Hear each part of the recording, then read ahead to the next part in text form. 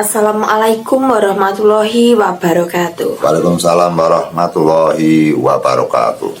Selamat malam teman-teman, salam sejahtera bagi kita semua. Jadi pada malam hari ini kita berjumpa lagi dengan saya Lulu Retna dan Mbah Kendil Jopo Montro. Jadi pada malam hari ini teman-teman kita akan membicarakan satu hal yang cukup penting kami sampaikan bagi teman-teman semua, khususnya bagi seluruh warga negara Indonesia ini, yaitu berkaitan dengan rasa toleransi, saling menghargai satu sama lain. Tapi sebelum lanjut teman-teman, jangan lupa subscribe bagi kalian yang baru bergabung, supaya kalian tidak ketinggalan video-video dari Mbah Kendil Jopo Montro. Teman-teman, beberapa tahun terakhir ini permasalahan tentang keyakinan atau kepercayaan sangat banyak atau marak sekali, entah itu dari bangku sekolah maupun dari kehidupan bermasyarakat. Padahal kita tahu bahwa Indonesia memiliki dasar negara Pancasila, yaitu bahwa setiap warga negara wajib berketuhanan menurut keyakinannya masing-masing. Jadi tidak boleh kita itu mendiskriminasi kepercayaan orang lain. Teman-teman, ini bisa menjadi pelajaran bagi kita semua. Dan teman-teman, jadi kita langsung saja, Mbah Kendil, ini kita akan membahas tentang toleransi di negara kita, Mbah, bahwa pentingnya rasa toleransi di negara Indonesia ini itu sangat dibutuhkan demi keutuhan kesatuan NKRI ini, Mbah. Jadi gimana ini menurut pandangannya Mbah Kendil, Mbah? Teman-teman yang saya hormati dan teman-teman yang saya muliakan, orang diciptakan atau manusia diciptakan Allah, mereka dihendaki agar bisa rukun, bersatu, damai, tentram, dan bahagia. Sehingga manusia yang tercipta di bumi ini semakin lama semakin banyak. Banyaknya umat manusia, maka juga disertai dengan banyaknya permasalahan yang beraneka ragam. Karena kita tahu bahwa manusia mempunyai sifat-sifat, beberapa unsur, yaitu al-amah, amarah, supiyah, mutmuinah, dan manusia mempunyai nafsu. Nafsu manusia kadang-kadang akan merasa egois, akan merasa sombong, akan merasa menang sendiri, akan merasa pintar sendiri, akan merasa ingin menguasai. Bahkan tidak hanya menguasai daripada keluarganya, kadang kala juga ingin menguasai jaringan-jaringannya. Kadang juga nafsu terbakar, malah ingin menguasai dalam suatu negara, atau lebih besar lagi ingin menguasai dunia ini. Itulah sifat-sifat manusia. Semakin orang ingin menguasai jaringan yang lebih luas, lebih mendunia, maka mereka tidak akan hidup tenang. Maka mereka akan mendapatkan musibah musuh yang sangat besar sekali. Karena bahwa manusia memiliki cita-cita itu tidak ada habis-habisnya, tidak ada batas-batasnya. Manusia diberi rezeki sedikit, kurang.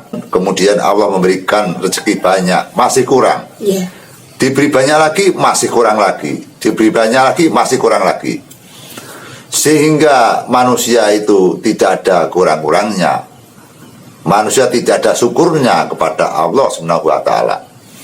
Kita kembali kepada titik permasalahan, yaitu kita sengaja malam hari ini untuk membicarakan hal-hal yang sangat penting dan sangat membahayakan bagi kehidupan bangsa Indonesia, yaitu terutama tentang toleransi beragama. Negara atau masyarakat akan mendapatkan kesengsaraan. Yang satu adalah kurangnya syukur kepada Tuhan atau Allah SWT.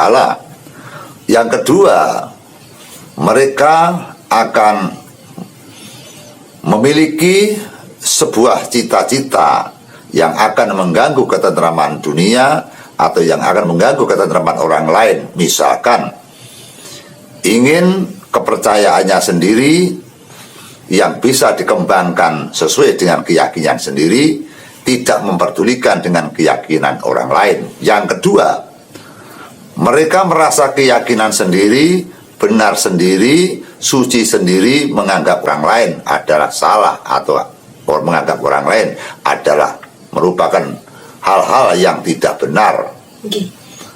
Yang ketiga, mereka merasa bahwa ingin menguasai jaringan, wilayah, negara, atau dunia, ingin dijadikan satu keyakinan yang mana mereka tidak puas apabila cita-citanya yaitu menyatukan seluruh dunia untuk menyembah satu aliran, untuk percaya satu agama. Itu yang paling bahaya. Sehingga kita lupa bahwa di dunia ini banyak segi-segi aliran, segi-segi agama. Dalam Indonesia ini sudah ada 5 agama. Kalau salah satu agamanya atau agama yang mayoritas menginginkan bahwa Indonesia semua harus memeluk dalam satu agama, bagaimana yang minoritas? Tentu mereka juga tidak terima karena mereka juga punya paham dan keyakinan yang sangat diyakini. Bahkan keyakinan itu bisa dipertahankan baik dunia dan akhirat, bisa dipertahankan sampai titik penghabisan. Bahkan mati pun juga dijalani karena keyakinan. Sehingga kalau di dalam negara kita contohkan bahwa agama Muslim atau agama Islam berdampingan dengan agama sebelah, kita selalu mengadakan perdebatan-perdebatan yang tujuannya untuk mencari kemenangan. Saya kira itu juga berdampak negatif dan positif, akan mempercerdaskan kehidupan bangsa mereka. Mereka akan pintar tentang dalih-dalih beragama dan keyakinannya. Efek sampingannya nanti bisa bergesekan, menambah rasa rasa tersinggung, dan akhirnya bisa menjadikan pemecah belah di antara umat. Sehingga perdebatan itu juga sangat berbahaya sekali, tumprap kita semua, saudaraku. Yang kedua, tentang tidak menghormati kepada agama yang lain, yang artinya ada dari paham-paham misalkan yang sudah masuk agama A, kemudian mereka akan mempengaruhi A pindah ke B. Ada yang sudah B kemudian direkayasa agar si B pindah ke A. Itu juga sangat berbahaya sekali, bisa menyelomot keadaan, bisa menjadi pergesekan, pertempuran, dan menjadikan itu sangat berbahaya, menjadi peperangan yang besar. Karena keyakinan ini sangat berbahaya sekali, karena membawa dari skop kecil sampai skop besar. Maka dengan adanya hal seperti ini, untuk menjaga agar Indonesia ini menjadikan negara yang aman, berdaulat, adil, sentosa, maka diperlulah rasa pangrasa untuk bertoleransi, beragama, saling menghormati. Sehingga misalkan kita sebagai muslim menghormati kepada orang-orang yang non-muslim, yang non-muslim juga menghormati kepada orang-orang muslim. Jangan sampai mengganggu, jangan sampai menghina, jangan sampai membuat masalah. Kita benar-benar tahu bahwa di media elektronik, media pansos, sering terjadi perdebatan penyindir-nyindiran. Kadang ada pendeta yang mereka merasa disindir oleh salah satu kiai atau mubalek.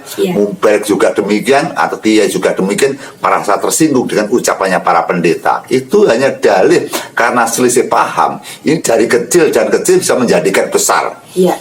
Karena yang ini dibela segenap alirannya, yang ini juga dibela oleh segenap kepercayaannya. Ini kan menjadi berbahaya. Lah, padahal tujuan kita hidup itu apa? Tujuan hidup kita itu kan mencari ketenangan dan kedamaian. Di sela-sela itu untuk kita berbakti, bertakwa kepada Sang Pencipta alam, yaitu Allah Subhanahu wa Ta'ala. Sehingga kalau nanti kita hanya eker-ekeran di antara cara pemeluk, cara beribadah, nah kita khobluk minallah dan khobluk minas, ini akan terganggu. Sehingga kita memusatkan untuk berjalan, untuk berbanding kepada Allah, antara khobluk minallah dan khobluk minas. Kalau negara ini perang, karena negara ini bermusuhan, sehingga kita tidak akan aman untuk beribadah. Makanya dengan hal tersebut, mari kita teman-teman untuk bisanya kita bisa hidup berdampingan, walaupun beraneka ragam bentuknya, beraneka ragam percayaannya, beraneka ragam sukunya, beraneka ragam bahasanya, keanekaragaman dengan golongannya. Kita harus bisa, karena kita sudah diwadai dalam satu bentuk, yaitu Pancasila dari 1 sampai ke 5. Ya. Utamanya ada sila pertama. Teman-teman, kita tahu bahwa seandainya kata kita saling bisa menghormati di antara agama, insya Allah kita akan hidup bahagia dan bisa tentram. Kita takut sekali pemirsa apabila kita membayangkan di negara yang sudah indah seperti ini, negara yang sudah aman seperti ini, terus kemudian tidak tahu menahu terjadi peperangan atau terjadi pergeseran di antar bangsa atau di antar negara atau mungkin peperangan di dalam negara sendiri. Ya. Bagaimana kita tidak bisa membayangkan, bagaimana kita mencari ekonomi, bagaimana caranya nanti kita bisa tenang, bagaimana kita tidurnya nanti, bagaimana kita untuk mendidik anak dan keluarga. Pasti semua itu berantakan, akan terganggu karena keguncangan dalam suatu peperangan. Ya. Dan kadang kita juga rasa khawatir dan was-was. Banyaknya negara-negara besar yang berlomba-lomba untuk menciptakan yaitu senjata-senjata peperangan. Sehingga negara satu dan negara lain berlomba-lomba untuk mencari atau membeli senjata atau alat-alat rudal dan sebagainya untuk persiapan perang, untuk membela diri. Setiap negara memiliki. Kemudian semua memiliki alat persenjataan. Nah, alat-alat itu dipergunakan untuk membunuh manusia. Okay. Jadi yang membuat dan yang membeli nanti akan terbunuh sama-sama itu. Makanya namanya perang itu pasti mengorbankan jasmani dan rohani. Yeah. Termasuk akan menghanguskan, akan menghancurkan dunia gitu loh. Kita sebagai hamba-hamba Allah, kita sebagai rakyat Indonesia selalu dan selalu memberikan pencerahan agar jangan sampai terjadi sesuatu hal yang tidak kita inginkan. Kita ingin negara ini aman, kita ingin negara ini damai. Bersama teman-teman, bersama berbagai lapisan, berbagai golongan, kita tetap bisa berdampingan, kita bisa hidup bersama. Itu yang harus kami sampaikan. Ya teman-teman, jadi memang pentingnya toleransi beragama itu sangat penting sekali. Seperti yang sudah dijelaskan sama Mbah Kendil Jopo Montro, yang terpenting adalah Pancasila, yaitu sila yang pertama, itu sebagai dasar kehidupan kita baik di dunia maupun di akhirat. Kemudian itu juga menjadi dasar kita untuk saling menghormati antar kepercayaan yang ada di Indonesia ini. Terus ini gimana Mbah, perdebatan atau paham bagi kita membicarakan tentang paham, yaitu bahwasanya ada segelintir oknum itu yang menginginkan dia ingin menyebarluaskan ideologi atau kepercayaannya sehingga dia berkehendak untuk bahwa warga negara Indonesia ini keseluruhan dari Sabang sampai Merauke itu untuk dibentuk satu keyakinan saja. Itu gimana menurut pandangan Mbah Kendil tentang hal itu? Ya, itu yang sangat berbahaya sekali. Sebenarnya sudah ada kode-kode, ada firasat-firasat, ada desas-desus bahwa ada salah satu paham yang menginginkan bahwa Indonesia itu dijadikan satu agama. Itu ada. Makanya hal itu kita harus cerdas dan tanggap, karena kita harus bisa melihat dan bisa menengok bahwa Indonesia itu kan banyak aliran, banyak kepercayaan dan banyak agama. Jika kalau nanti dijadikan satu, jelas itu pasti menjadikan pertengkaran atau menjadi permusuhan serta menjadi peperangan. Itu yang harus kita tolak. Nah, adanya negara kita yang sudah damai seperti ini, yang sudah hormat menghormati, kemudian kita kedatangan paham-paham yang dari manca, kemudian datangnya paham dari manca yang bersifat dengan agama, kemudian dikembangkan di Indonesia yang tidak sesuai dengan ideologi Pancasila, yang tidak sesuai dengan karakter Indonesia, yang tidak sesuai dengan perilaku pribumi atau perilaku orang Indonesia, itu yang berbahaya. Jika banyak sekali ini masyarakat yang sudah terasa bahwa ada aliran kepercayaan dari mancanegara yang kemudian justru malah mengobak-obak, memusuhi kepada agama-agama yang sudah ada di Indonesia. Misalkan Nahdlatul Ulama. Nah, Nahdlatul Ulama kemudian dengan proses-prosesnya yang berjuang dari tahun ke tahun hingga sekarang berhasil untuk menenteramkan rakyat Indonesia. Kita mengakui bahwa Nahdlatul Ulama bisa merangkul dari lapisan kecil dari rakyat sampai pejabat. Jadi kita tidak menutup kemungkinan. Kita harus mengakui bahwa Nahdlatul Ulama adalah organisasi yang bisa merangkul rakyat, dari rakyat sampai para pejabat. Ada dari aliran yang menyalahkan ini sesat, ini syirik, ini syirik, ini syirik, ini syirik. Itulah yang sangat berbahaya. Karena memang di Indonesia banyak aliran, banyak paham. Kalau nanti hal-hal itu dimusuhi, maka terjadilah pertempuran, perpisahan. Karena negara ini sudah diatur dalam undang-undang. sudah diatur dalam peraturan-peraturan yang diputuskan oleh pemerintah bahwa negara ini adalah mereka-mereka yang mengatur rakyat Indonesia dan mengatur agama yang ada di Indonesia. Agama 5 adalah diatur oleh pemerintah gitu. Jadi tidak sembrono, tidak sakrapi dewi. Agama yang berkembang di Indonesia itu diawasi oleh pemerintah agar agama 5 itu bisa rukun dan bisa damai sehingga bisa menciptakan persatuan dan kesatuan rakyat Indonesia yang hidup dan berdampingan sehingga kita menjadikan rukun, yaitu dengan kata lakum dinukum waliyadin, sehingga kita walaupun pahamnya banyak, kepercayaannya nggak sama, maka kita apabila Anda mempunyai keyakinan seperti itu, teruskan Anda mendalami dengan keyakinanmu. Apabila saya percaya dengan keyakinan saya, maka akan saya dalami semaksimal mungkin sampai nanti tuntas kami percayai dunia dan akhirat. Sehingga jangan sampai pahamnya yang berbeda terus dijadikan permusuhan.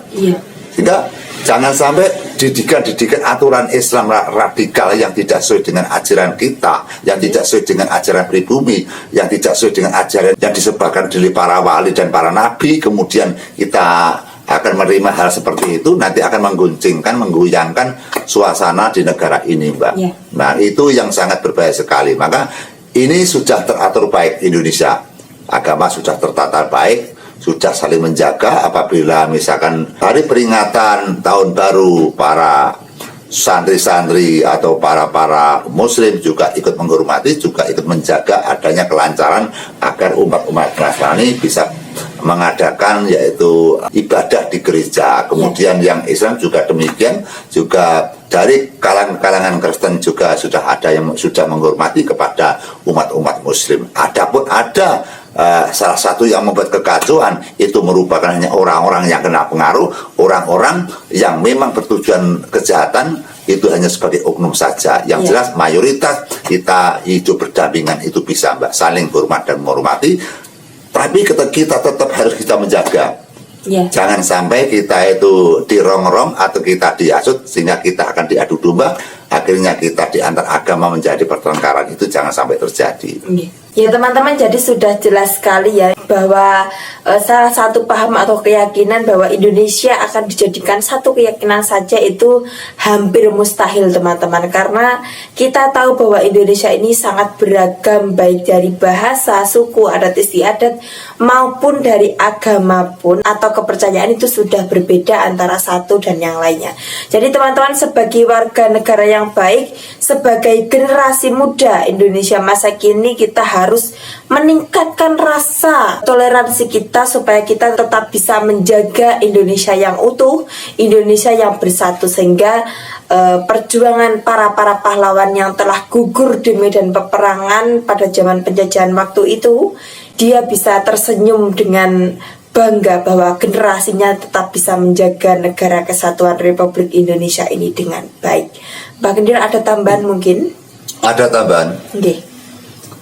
Kita harus mengetahui dan menyadari bahwa kita telusuri di era zaman dulu, di zaman animisme, dinamisme, agama satupun tidak ada yang masuk ke daratan Nusantara ini.